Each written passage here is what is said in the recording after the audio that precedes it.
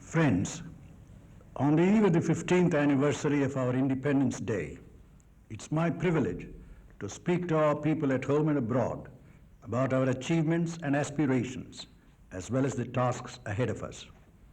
All these years, after we stepped into the world of free nations, we have been trying to win for our people a deeper and nobler freedom than what mere political liberty connotes. Gandhi once said, "I have traveled from one end of the country to the other, and I have seen the miserable specimens of humanity with their lusterless eyes. They are India. In these humble cottages, in the midst of these dung heaps, are to be found humble folk in whom you find the concentrated essence of wisdom."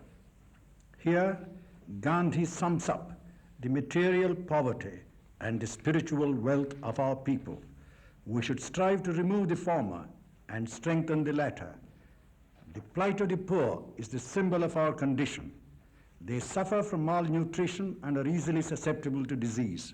The indigent and the destitute live under subhuman conditions. Food, clothing, and shelter are the primary needs of our people. By planned economic development, we are striving to increase agricultural production so as to meet the needs of our people as well as the requirements of industry and export, encouraging industries that could give clothing to our population at reasonable prices, and implementing housing programs which would provide accommodation for low-income groups. The implementation of these plans has been somewhat inadequate because there is little emotional involvement on the part of the staff, managerial and subordinate, in the great national work they are engaged in. It is essential for our public servants, whether they are employed in government service or public and private industries, that they should have a sense of pride in their work. They should feel that they are engaged in a bloodless revolution of raising the living standards of 440 millions of people and strengthening their moral fiber. All those who work with people should be humble, kind, and considerate. Economic development and clean administration will help to strengthen national solidarity. We are mechanizing agriculture and industrializing our country. We have now to develop a new ethos, a new spiritual outlook, if freedom and democracy are to be realized in our life. The wisdom to which Gandhi refers is ever vigilant, ever creative. Though it does not conform to the world, it does not keep away from it.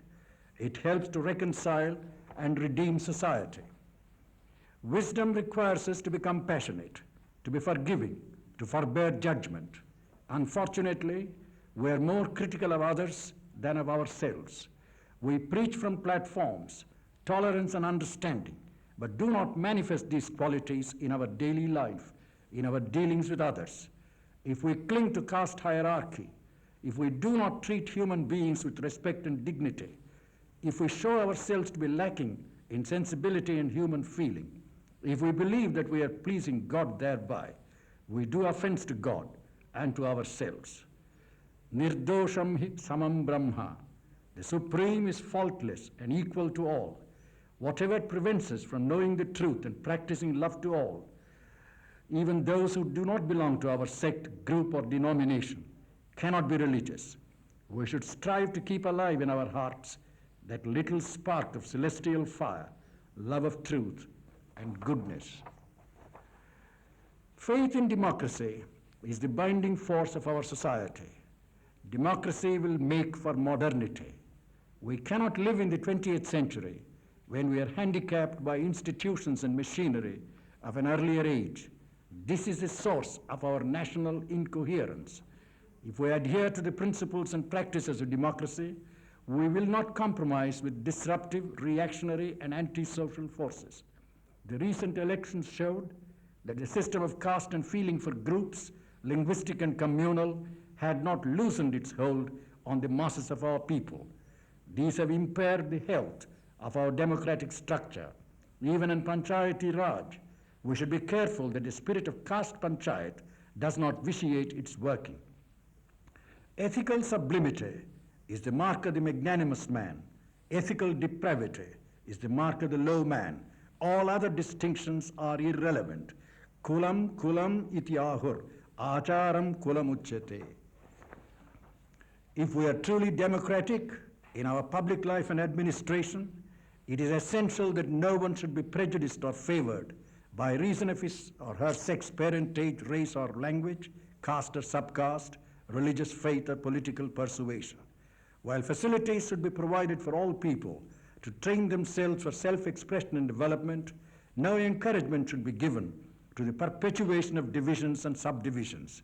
Economic backwardness, and not the caste or the community to which one happens to belong, should be the test for special concessions. The state should provide opportunities of education for the backward people to whatever religion or community they may belong. In a competitive world, if we are to survive, our ablest men should be entrusted with high responsibility. While appointments to services should be made on grounds of efficiency, handicaps from which the backward classes suffer should be removed as speedily as possible. When we look at the world situation, we find that collective passions make us run the risk of universal destruction. While in theory we are convinced of the oneness of the world and the indivisibility of peace, in practice we adopt a narrow nationalist outlook. This dichotomy in our thought and life requires to be removed. Circumstances are compelling us to act on the assumption of one world. It will be our endeavor in the international world to break down barriers, relax tensions, and foster world unity. China and Pakistan are our close neighbors, and it is our earnest desire to maintain the most friendly relations with them. Whatever disputes we have with them, we'll strive our utmost to have them settled in a peaceful way. Peaceful negotiations, however, do not mean capitulation or surrender of our legitimate rights. We have faith in the future of man. His nature has changed so often and will change again. His life is not finished. His present status is not the final one. Man as he is a sketch of what man has to be. He is always becoming something different, often better. He has now to make a great leap forward in consciousness. Individuals, nations, and civilizations are a part of this tremendous process of becoming sensitized, becoming refined, becoming noble.